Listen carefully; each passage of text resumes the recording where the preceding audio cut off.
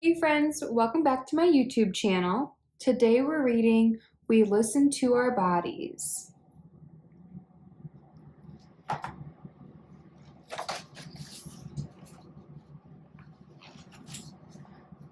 Mom gave Deja a quick hug and nudged her into the classroom. Rushed mornings like this made Deja's arms feel shivery. Her eyes felt like crying. She wanted to hug Mom again, but Mom was already walking away.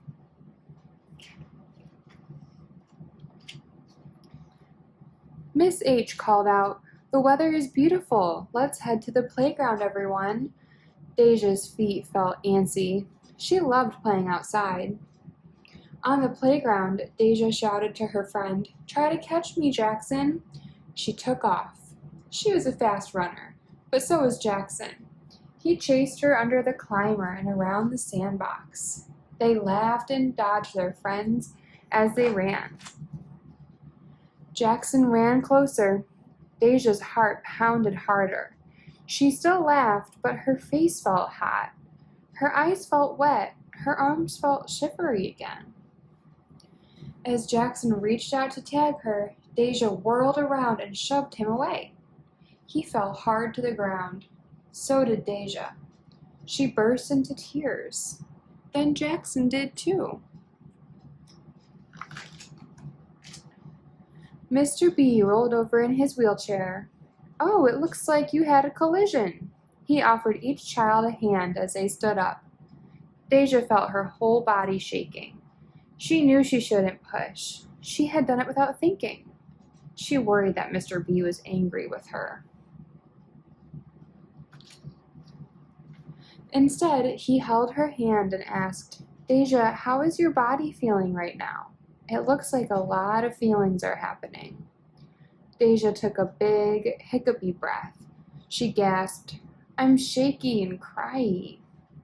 Mr. B nodded. He said, "Even though you were laughing, your face looked scared." "I'm not scared of Tag," Deja said. "That's true," agreed Mr. B. "I know you'd like to play tag with your friends, but we have to check in with our bodies to see what they're telling us." "My body can't talk," Deja replied.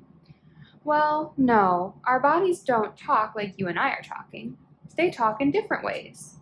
When you feel shaky or cryy, your body might be saying, 'Deja, something's wrong.'" Deja giggled at Mr. B's silly voice. But listening to our bodies takes practice. Back inside, Mr. B gathered the children for circle time. He asked them each to find one thing in the classroom they really liked and bring it to the group.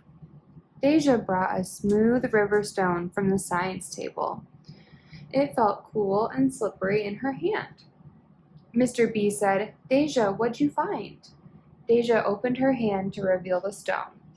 Mr. B smiled. "How does your body feel when you hold that?" Deja thought for a moment. "My body feels like..." and she gave a big sigh. She dropped her arms to her sides and smiled. "Your body looks calm and relaxed," Mr. B said. Deja nodded. "Harrison, what about you?" Harrison held up some high-heeled, glittery purple dress-up shoes. "I love these shoes. They make sparkles on the walls." He slipped them on his feet, and they go tap, tap, tap like this. He walked across the room. Mr. B smiled. "How does your body feel when you wear them?"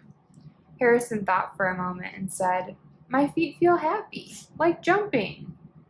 Deja declared, "I don't like those shoes. My eyes say the sparkles are pretty, but my feet say no way. I don't want to fall." Mr. B nodded. "Our bodies send us messages. Your bodies are sending different messages about the shoes, and that's okay. Harrison's body tells him he likes to wear the shoes. Deja's body tells her she's worried about falling." Jackson called out, "When I hear a dog barking, I feel worried." "Oh yeah?" said Mr. B. "How do you know you're feeling worried?" Perfect timing, buddy. Alright, are you done barking, buddy? My head goes like this. Jackson put his hands on his cheeks and shook his head back and forth. I feel worried in my face, said Harrison. He scrunched his face into little crinkles. What about you, Deja? Asked Mr. B. How does your body feel worried? Deja remembered how she felt playing tag. I feel shaky all over, and my eyes are cryy. When our bodies feel worried, it might mean we need to do something. Or maybe there's danger nearby. It can be confusing. It's okay to ask a grown-up you trust for help. How does your body tell you it's safe and happy? Asked Mr. B. Jackson said, my baby sister kicks her feet and makes drool bubbles. My dad say it's because she's happy to see me. Deja scrunched up her nose. My happy doesn't feel like drool bubbles. The children giggled and made bubbling noises. As the children left circle time to play, Mr. B called Deja over. He said, I noticed your morning seemed a little rushed. Deja nodded. Sometimes when we're in a hurry, we might not listen to our bodies. Deja felt her eyes get cryy again. I'm listening now. My body says it feels sad. I miss my mom. I want to hug her. Mr. B nodded.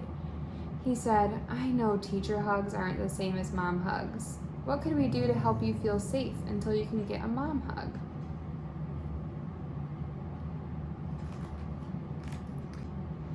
How about a teacher hug and we read some books, said Deja. Mr. B replied, good idea. I know that would make me feel happy. Deja nodded, but no drool bubbles. Mr. B smiled. Deal.